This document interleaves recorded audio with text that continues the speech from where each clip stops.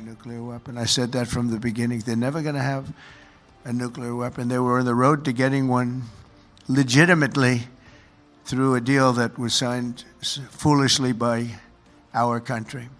And finally, we're ensuring that the Iranian regime cannot continue to arm, fund, and direct terrorist armies outside of their borders. And we thought we had a deal, but then they backed out. And they came back, and we thought we had a deal, and they backed out. I said, you can't deal with these people. You got to do it the right way. Today, we grieve for the 4 heroic American service members who have been killed in action and send our love and support to their families. In their memory, we continue this mission with ferocious, unyielding resolve to crush the threat this terrorist regime poses to the American people, and a threat indeed it is. We have the strongest and most powerful, by far, military in the world, and we will easily prevail.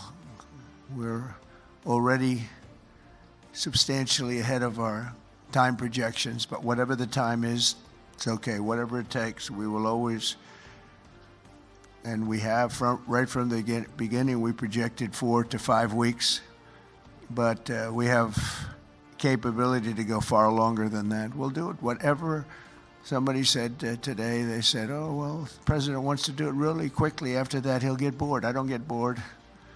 There's nothing boring about this. Do you agree with that, Pete? I don't think there's anything, Mr. General. I think there's nothing boring about it. Somebody actually said from the media, I think he'll get bored after about a week or two. No, we don't get bored. I never get bored.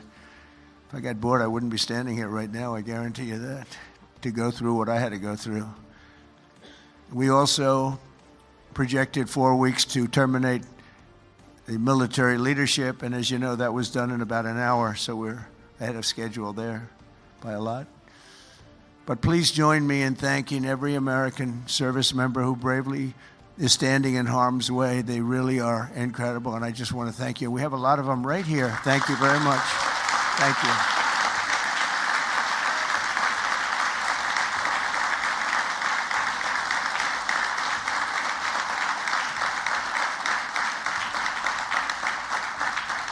Thank you, everybody. We have a lot of great service members here with us, too, in this beautiful building. Isn't it beautiful?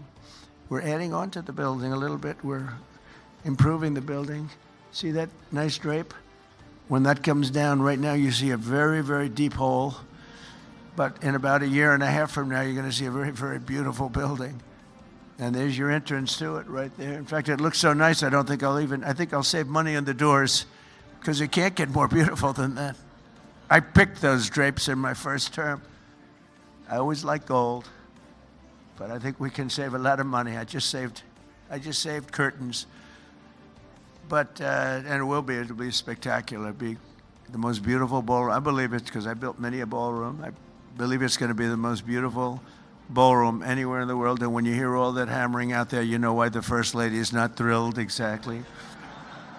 She said, will the pile drivers ever stop? You know, they go from 6 in the morning till 11:30 in the evening. Can you imagine? Here? You know what? To me, that's a beautiful sound. She doesn't like it. I love it. You know what? To me, other than here, because we're donating it, not a penny to the taxpayer. It'll be under budget, ahead of schedule. It'll be $400 million or less. Most people say $400 million or more. No, it'll be less. But when I hear that sound, that beautiful sound behind me, it means money, so I like it. But my wife isn't thrilled. She said, this is getting crazy. I said, don't worry about it. We'll be all finished up in a few months. But now, for the reason that we're gathered this morning to recognize the unsurpassed courage of 3 really incredible American heroes, 1 living and 2 no longer with us. So together, we recognize the exceptional valor of Master Sergeant Roderick Edmonds. And maybe I could ask your families to stand, because they're beautiful families. I got to meet them, and please.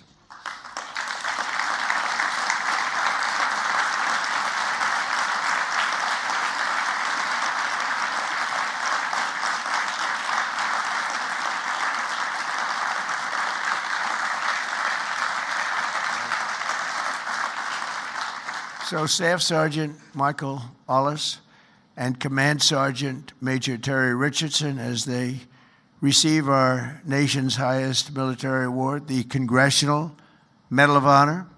And we're pleased to be joined by Secretary of War Pete Hegseth. He's busy, very busy guy. In fact, I said, if you want, Pete, you can avoid it. General Raisin Kane also, and they said, we don't avoid this one. This is one you wouldn't avoid for anything, right? So we appreciate that you're here. Secretary of Veterans Affairs, who's doing an incredible job, Veterans Affairs, Doug Collins. Doug, thank you. You stand up, Doug. You're doing such a good job. 92% approval rating. Chairman of the Joint Chiefs of Staff, General Dan Kane, who's known as Raisin Kane. I liked him when I heard that name, Raisin Kane. I said, if it's true, you're my guy. And it's true. It's turned out it's very true. He's a great guy and a great general. Secretary of the Army, Dan Driscoll, and Army Chief of Staff, Randy George. Thank you. Thank you both, Dan. As well as Senators Tom Cotton, Bill Hagerty. You guys were great on television this weekend, I'll tell you what. Can't have a better representative than both of you. Thank you very much.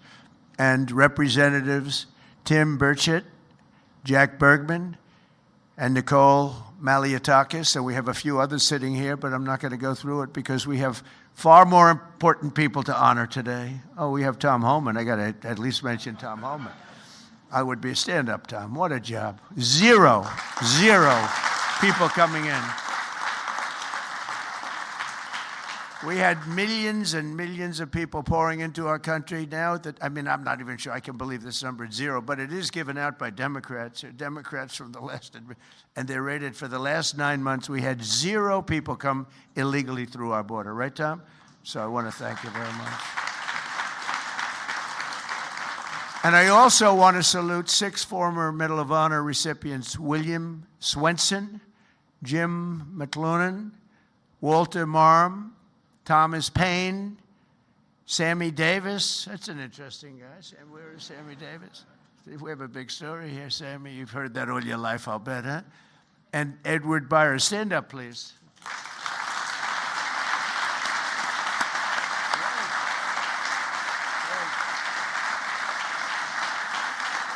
You all look good. We all look good. We remember the ceremonies. All great. It's a great honor. There's no greater. I tried for myself. I've tried numerous times to get one by myself. I keep getting shut down. They say, you can't do it, sir. Bad protocol. Very bad. I would say the worst. But I'm only kidding. You don't have to say I'm only kidding. Otherwise, the press will come out with it, which they actually did once. Donald Trump wants a Congressional Medal of Honor, but he's been shut down. But now you are brave, amazing people. And I want to thank you all. In 1941, Roddy Edmonds of Knoxville, Tennessee, enlisted in the U.S. Army and soon rose to one of the youngest master sergeants in the military. In 1944, he sailed to Europe to fight in World War II, and he was so enthusiastic and young and full of vim and vigor. Roddy soon found himself on the front lines of the Battle of the Bulge. That was a big one. Massively outnumbered by enemy forces. His 1,200 soldier unit fought valiantly until they were completely overrun. The force was massive on the other side, many times the number.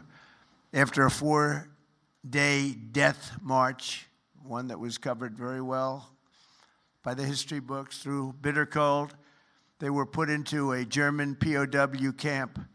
Roddy was the top-ranking infantryman in the camp. He was number 1, meaning he was responsible for the lives of his fellow service members.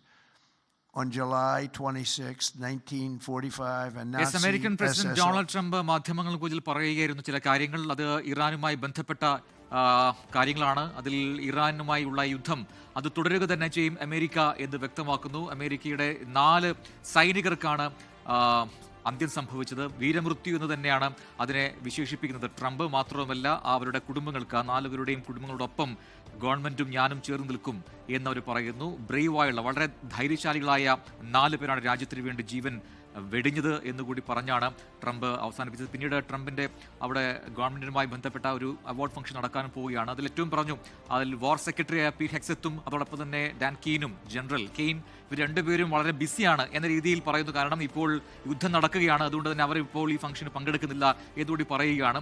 അതിൽ വളരെ വളരെ ഏറ്റവും പ്രധാനപ്പെട്ട ഒരു കാര്യം, America നിലപാട് മാറ്റുന്നില്ല. അവർ ശക്തമായി തന്നെ ഇറാനെതിരെ രംഗത്ത് വരും.